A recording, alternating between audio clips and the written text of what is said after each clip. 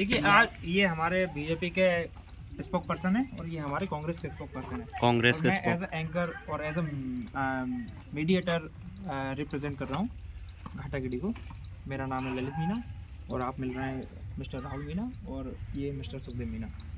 ठीक तो अब यहाँ से स्टार्ट करते हैं, आइए देखते हैं।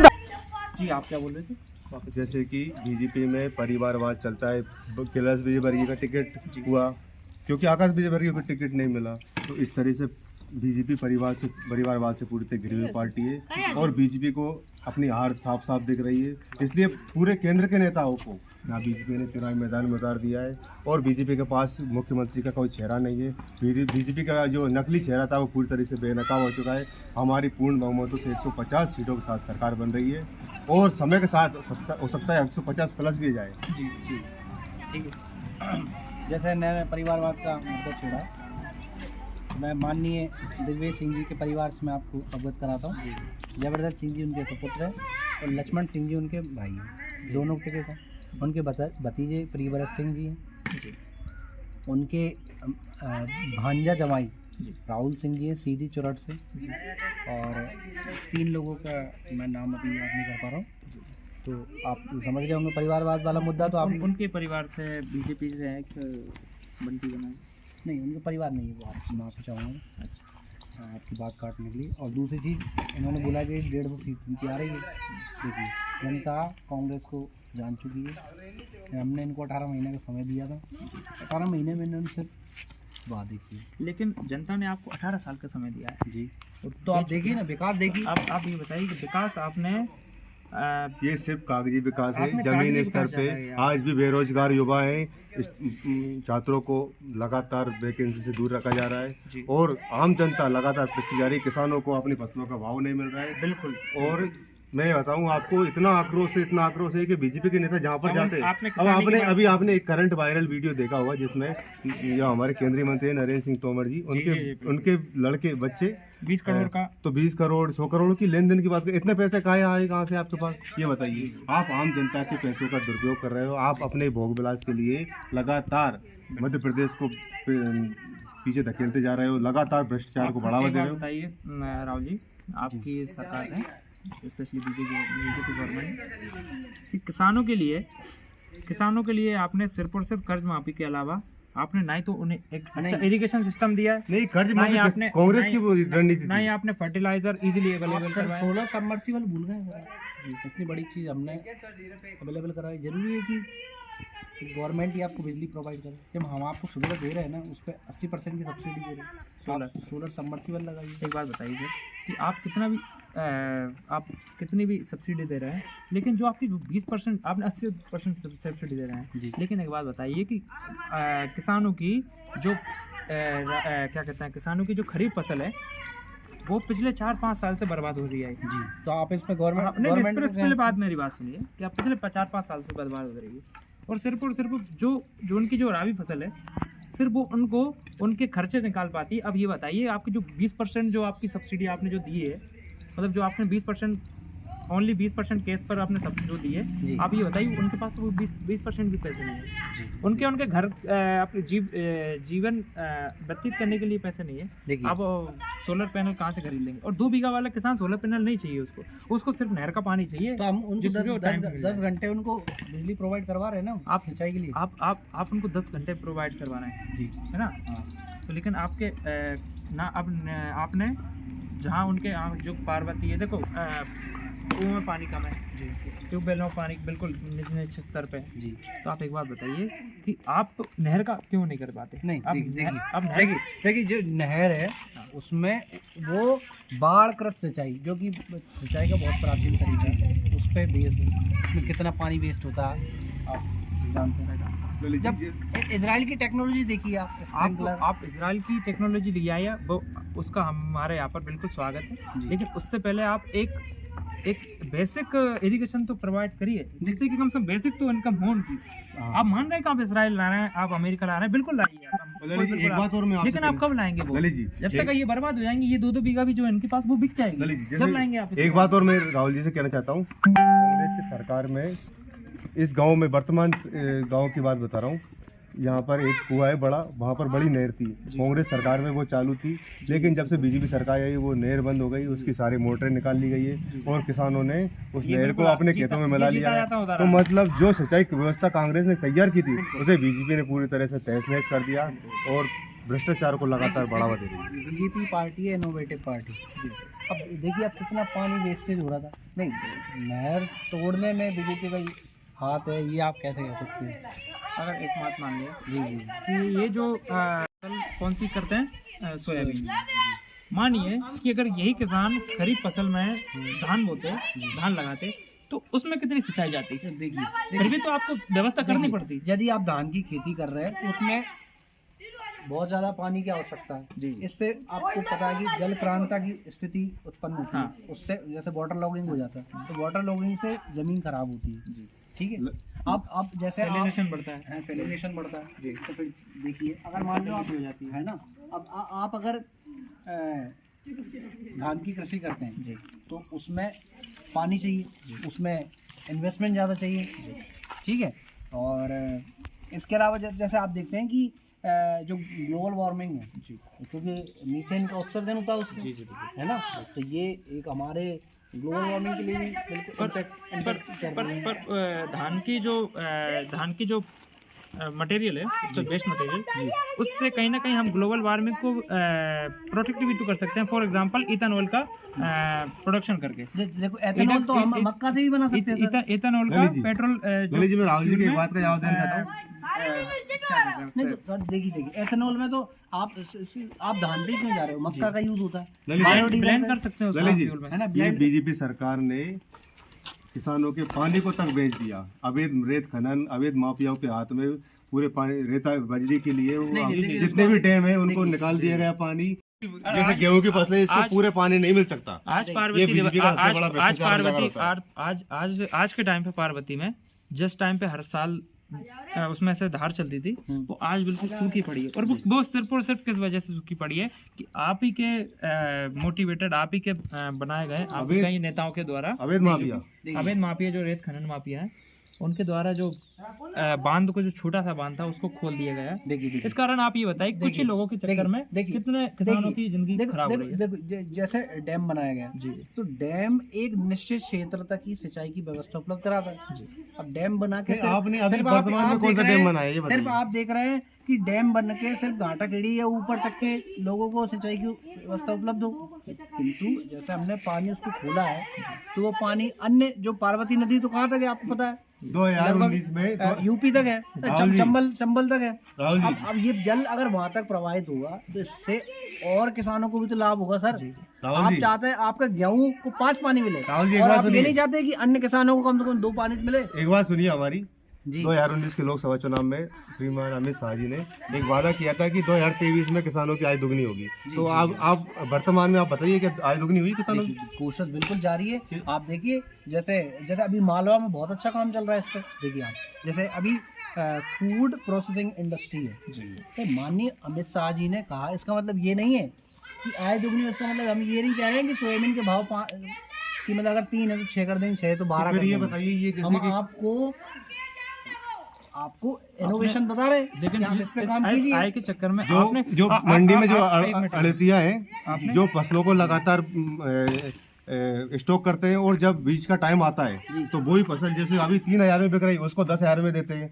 आप उनके ऊपर कोई पाबंदी नहीं करते, लेकिन किसानों की, अब आप देखिए अब इस किसानों से गेहूं 2200 में लिया जा रहा है, और अभी वही गेहूं को 3100 और समर्थन मूल्य। अब आप ये भूल गए कि जो पीडीएस है उसमें हम लोग 1 रुपए किलो में गेहूँ, जो अंत्योदय स्कीम है उसके थ्रू हम 1 रुपए किलो में गेहूँ, 2 रुपए किलो में चावल। आप 1 रुपए किलो में गेहूं दे रहे हो, लेकिन आप अभी ये थोड़ी देर पहले बोल रहे थे हमने गरीबी खत्म की, फिर गरीबी खत्म की तो 1 रुपए में आपको गेहूं देने की जरूरत क्या पड़ी? गरीबी का डेटा हम नहीं दे रहे हैं, गरीबी का डेटा वर्ल्ड के जो बड़े बड़े ऑर्गेनाइजेशन है वो दे रहे हैं। आप मानिए 80 करोड़ भारत की गरीबी मतलब गरीबी में लगभग 40 करोड़ की कमी आई है अभी, 45 मिलियन है ना। मैं गलत कह रहा हूँ ललित जी? इसमें अभी कमी आई बहुत। ये अंत्योदय आप ये बताइए, तो फिर ये कंट्रोल पे 1 रुपए किलो में गेहूं मिल रहा है, ये तो ये आप अगर गरीबी हटाए मान रहे हैं तो फिर ये वर्ल्ड ये आपकी क्या अब समझ आप देखिए जो पीडीएस है उसमें हम पहले सिर्फ गेहूं प्रोवाइड कर रहे थे, अब हम उसमें फोर्टिफाइड फूड दे रहे थे। देखा आप, देखिए पूरा मेन्यू देखिए 7 दिन का, अभी उसमें ललित जी, बीन्स, हरी आप एक बात सब्जियां। बताइए, आप आज मिलेट का आंगन को आरसी क्या पढ़े लिखे आरसी क्या, मैं आपको उदाहरण देता हूँ। जी, जी। आप अभी ये आंगनवाड़ी है, यहाँ जाकर देखिए, आप मिड डे मील की व्यवस्था को देखिए, और आप ये जी जो हाँ, अगर आप यहाँ स्कूल देखा की- जाए तो यहाँ पर मिड डे मील देखिए, बिल्कुल फेल है। नहीं देखिए मिड डे मील फेल होने वो के जा रहा है, वो पीछे, पैसा खा रहे हैं। नहीं जो मिड डे मील है हाँ। उस मिड डे मील जो है उसको फेल कराने में स्थानीय लोगों का हाथ है। उसमें सरकार का कोई हाथ नहीं। देखिए जो सरपंच होते हैं, मिड डे मील कौन संचालित करता है? सरपंच या तो प्रधानाध्यापक। हाँ तो फिर ये क्या, ये हक आपका इनके ऊपर कार्रवाई करने का हक आपके अंदर नहीं है? आप सबूत ला जिसकी दीजिए। सरकार होगी उसी की तो होगी, हम नहीं। कौन सबूत लाएंगे? वो देखिए, सबूत भी आपको देखिए। इकट्ठा करना पड़ेगा। अभी आप देखिए देखिए 13 लाख एप्लीकेशन 181 पे पेंडिंग में पड़ी है। आपको इस अभी तरह हमने का एक शांता कुमार समिति बनाई थी, उसमें एक रिपोर्ट पेश की है कि अभी हमें जो राशन कार्ड है वो ई राशन कार्ड में बदल देना चाहिए, जो बायोमेट्रिक वाला है। ठीक है, तो अभी हमने उस पर किया है। तो उस समिति फिर से केक की रिपोर्ट आई, उसमें उन्होंने बताया कि बायोमेट्रिक के आधार पे भारत सरकार ने 30,000 करोड़ रुपए बचा लिए। तो ये उपलब्धि नहीं है। आप एक बात बताइए कि आप, चलो ठीक है, वो आप जो रूरल एजुकेशन सिस्टम है, जी आप उसमें चेक एंड बैलेंस मैकेनिज्म का सेटअप क्यों नहीं कर रहे नहीं, हैं? देखो आप अपने आप अपने एक मिनट, आप जी। अपने जो अध्यापक जी। हैं उनको वापस से रीट्रेनिंग और री एग्जामिन करने की क्यों कोशिश नहीं कर रहे हैं? देखिए आप ऐसा कुछ जैसे setup करना चाहिए। जैसे रूरल एजुकेशन के लिए जैसे सीएम राज स्कूल डाले जा रहे हैं, जी जी डाले जा रहे हैं। जी। तो सीएम राज स्कूल का आप मॉडल देखिए, किस चीज की पढ़ाई हो रही है। ये सिर्फ और कोरी- नई सिर्फ शिक्षा कोरी नीति, घोषणा है। आप अभी इसका जमीनी स्तर देखिए, पर आप- जब मुआयना मैं करेंगे, आपसे- मैं आपको आपसे- साफ साफ ये पता मैं चल आपसे- जाएगा। मैं आपसे ये एक सिर्फ चीज- चुनावी हथकंडा मैं है। आपसे एक ये चीज का- टोटल जो चुनावी मुद्दा बनाने की कोशिश है बीजेपी की। एक आपसे- शिवराज सिंह जी ने 22,000 घोषणा की नकली, आप पिछले 5 साल में, लेकिन इस जमीनी स्तर पर कितने पूरी हुई है?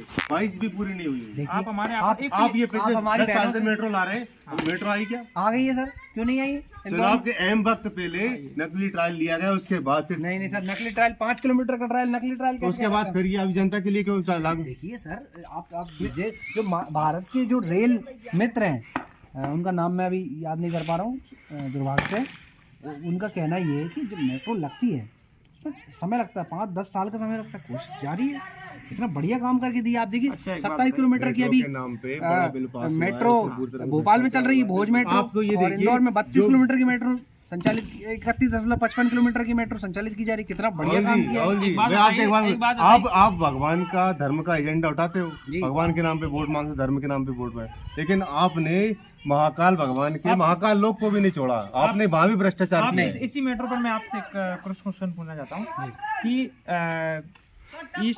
ईस्ट बेंगलोर और भोपाल मेट्रो का, ईस्ट बेंगलोर मेट्रो और भोपाल मेट्रो का काम बिल्कुल सेम डे इनॉग्रेशन हुआ था।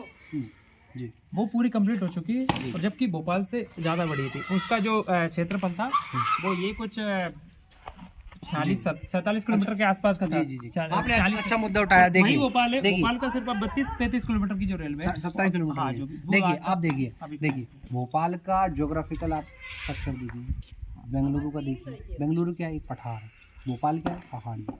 पहाड़ और पठार पे मेट्रो बनाने में समस्या, झील है भोपाल, बेंगलुरु में कोई झील है?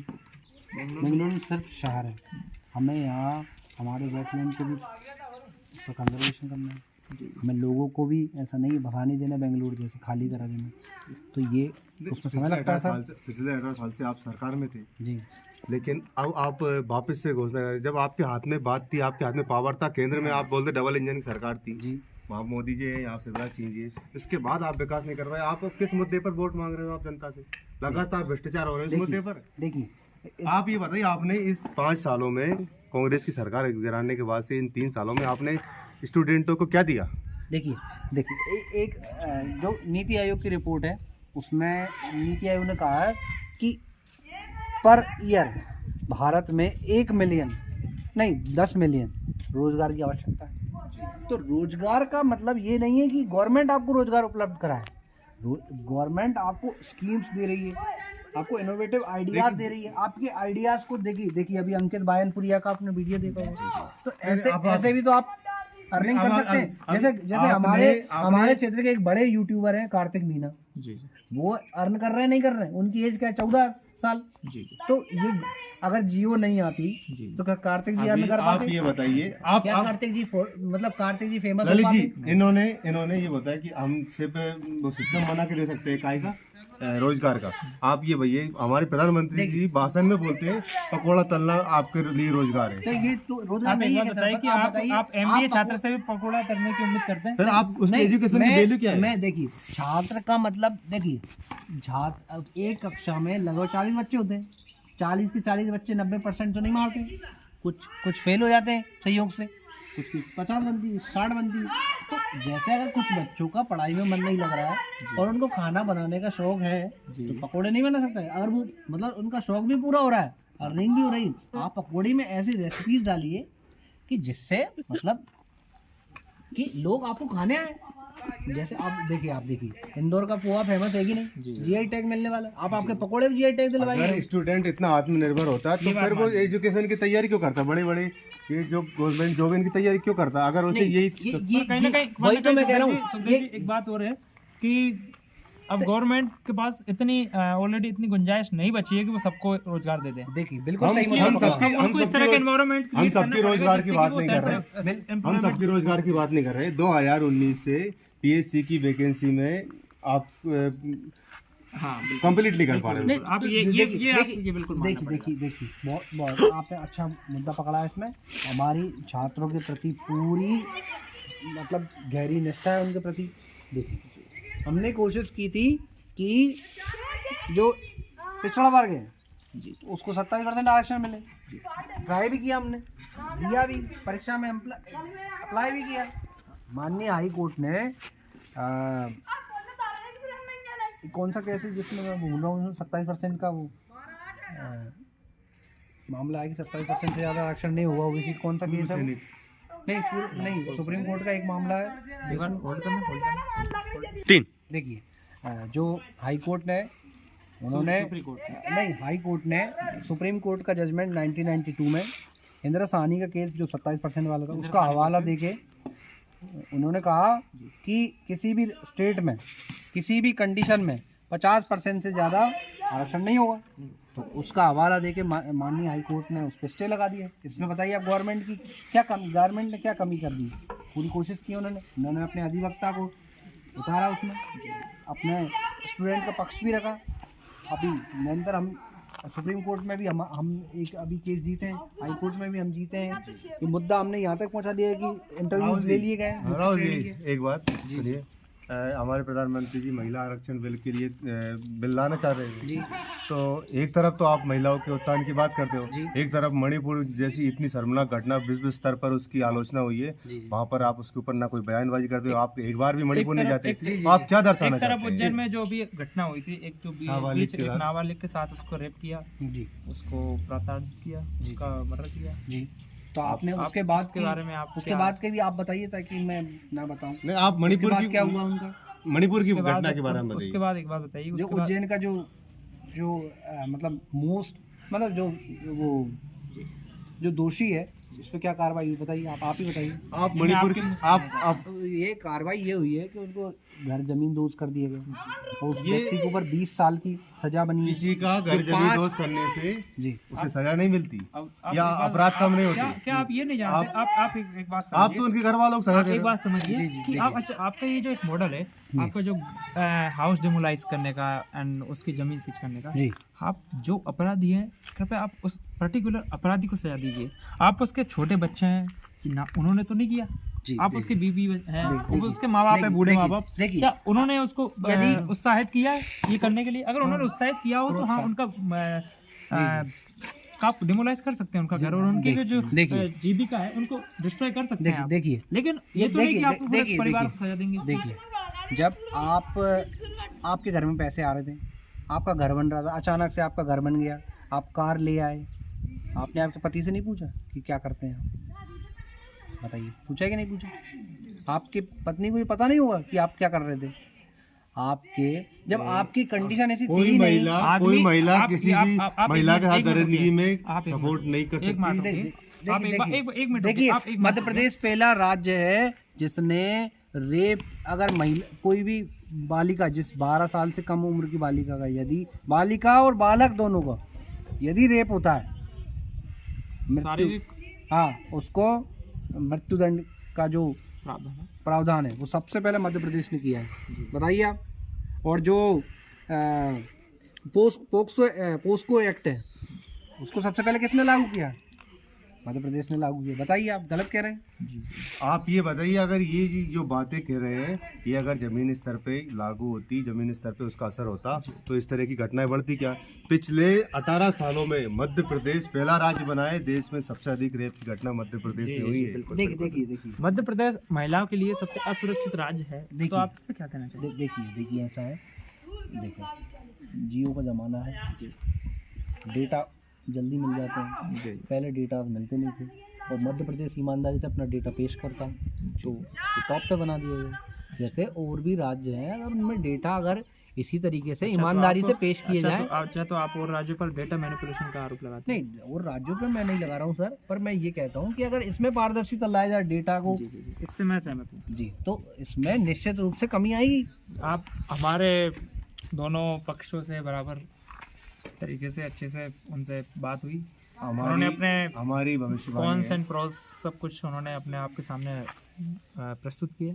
अब इस डिस्कशन को, इस बहस को अब यहीं पर ही इसका एंड करते हैं। Thank you so much. नमस्कार।